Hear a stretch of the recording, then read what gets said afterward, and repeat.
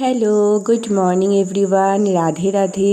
আজ সকাল সকাল উঠে আমার প্রথম কাজটা হচ্ছে এই যে ঠাকুরের কাপড়, মানে সিংহাসনে পাতার কাপড়, যেগুলো আমি কালকে রাতেই সেলাই করে সব রেখেছি, সেগুলোকে এখন আমি ভালো করে কেচে ধুয়ে মেলতে দেবো। প্রভু এখনও শয়নে আছেন, ও উঠে আগে প্রভুর সেবা কাজ করবে, তারপর আমি বেলায় স্নান করে উঠে সব কাপড়গুলো ধুয়ে শুকিয়ে তারপরে চেঞ্জ করে দেব। আগের দিন যখন বাড়িতে গিয়েছিলাম, মা ঠাকুরের সিংহাসনে পাতার জন্য একটা বড় সুতির কাপড় দিয়েছিল, তো সেটাকে কেটে আমি সিংহাসনে পাতার জন্য এক সেট বানিয়েছি, আর এক সেট বানিয়েছি ঠাকুরের সিংহাসনের পর্দার জন্য। আর আমার কাছে আরেকটু কাপড় ছিল, তো সেটা দিয়ে আবার সিংহাসনের ওপরটায় পাতার জন্য আরেকটু আমি সেলাই করে নিয়েছি। ঠাকুরের কাপড় না ধুয়ে তো ব্যবহার করা যাবে না, সেই জন্য আগে তাড়াতাড়ি করে কেচে ধুয়ে মেলে দিলাম। এবার আমার কাজ করতে করতে শুকিয়ে যাবে, পরে আমি স্নান টান করে সব কাপড় চেঞ্জ করে দেবো। গরমকাল মানেই তো প্রত্যেকের বাড়িতে ভরা ভরা আম, আমাদেরও তার ব্যতিক্রম নয়, কিন্তু এত আম খেয়ে না ফেললেই নষ্ট। তো সেই জন্য আজ সকালেও ভাবলাম টিফিনটা আম মুড়ি দিয়েই হোক। তো বাবার জানো তো কিডনির সমস্যার জন্য বেশিরভাগ রসালো ফলই খাওয়া বারণ, তো সেই জন্য খুব একটা বাবাকে এই সমস্ত ফল দেওয়াও হয় না, কিন্তু বাবা আম খেতে প্রচণ্ড ভালোবাসে। তাই এখন আর কি করব, মাঝে মাঝে প্রভুর নাম স্মরণ করে বাবাকে দিই। তাই আজকেও একটু দিলাম, আম দিয়ে ভালো করে মুড়ি দিয়ে মেখে দিলাম, আর ওপরটা এরকম একটুখানি আম কেটে সুন্দর করে ডেকোরেট করে দিলাম। কি ভালো লাগে বলো তো দেখতে এইভাবে। আমার কিন্তু আম কাটা ফেসবুক দেখেই এইভাবে শেখা। আর ঠান্ডা ছিল তো আমটা, মুখে দেওয়ার পর পুরো মনে হচ্ছে আমার অন্তরাত্মা অবধি ঠান্ডা হয়ে গেল এই প্রচণ্ড গরমেও।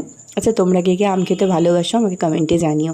আমার কিন্তু হিমসাগর আম সব থেকে ফেভারিট। আর এই যে স্নান টান সেরে আমি এখানে প্রভুর সিংহাসনে নতুন কাপড় পেতেও দিয়েছি। দেখো তো কতটা সুন্দর লাগছে না দেখতে। আচ্ছা, প্রভুর দর্শন করতে করতে প্রত্যেকে একবার বলো, শ্রী রাধা রমন লাল কি জয়, জয় জয় শ্রী রাধে নিতাই গৌর হরি বল, গৌর প্রেমানন্দে হরি হরি বল। সর্বনাশ করেছে, এখন মনে হচ্ছে ঝড় উঠছে। দেখো আকাশে কি মেঘ।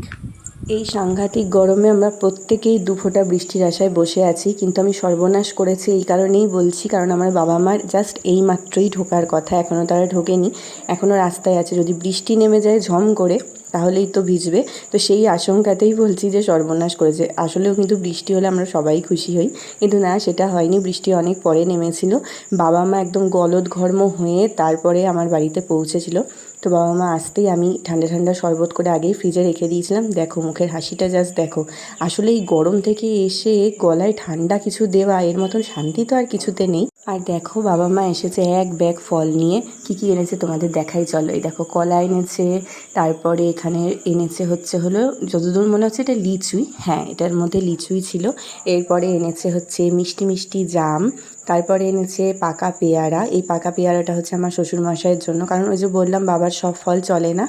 আর জামগুলো যে কি মিষ্টি ছিল সে আর তোমাদের কি বলবো। আর এনেছিল বড় সাইজের একটা পাকা পেঁপে, এটাও ছিল বাবার জন্য স্পেশালি, কারণ এগুলোই বাবা একমাত্র খেতে পারে। আর এরপরে আমি আর মা বেরিয়ে গেছিলাম, মায়ের ডক্টর দেখানো ছিল, যে কারণে আজকে ওরা এসেছিল, বাট কোনো লাভ হলো না, গিয়ে ফিরে আসতে হলো, কারণ কোনো একটা কারণে ডাক্তারবাবু একটু আগেই জানিয়েছেন যে তিনি আজকে আসবেন না। তাই শুধু শুধু যে আশাটা হয়েছে সেটা তো আমি একদমই বলবো না, কারণ আমাদের তো খুবই আনন্দ হয়েছে বাবা মা এসেছে বলে। আজকে বাবা মার জন্য কি বানিয়েছিলাম দেখো, পরোটা, ডবল ডিমের কারি, ছোলার ডাল, আর ছিল রসগোল্লা মিষ্টি।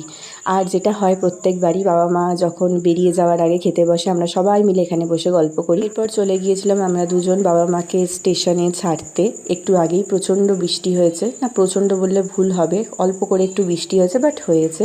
আর এই সময় যখনই বাবা মাকে ছাড়তে আসি জানো তো, বড্ড ইচ্ছা করে বাবা মার সাথে এই ফাঁকা ট্রেনে করে কোথাও ঘুরতে চলে যাই সবাই মিলে। আসলে অনেক দিনই কোথাও, অনেক বছর অ্যাকচুয়ালি কোথাও ঘুরতে যাওয়া হয় না, তাই এটা মনে হয় এই সময় ট্রেনটা এত ফাঁকা থাকে না যে মনে হয় কোথাও দূরে চলে যাই। রাতে আমাদের দুজনের জন্য বানিয়েছিলাম চাউমিন, যেহেতু বাকি সবার জন্য ডিম ছিল। তোমার ভরা ভরা চাউমিন বলেছিলে, রাত্রিবেলা একদম ভরে ভরে চাউমিন খাবো, ঠিক আছে?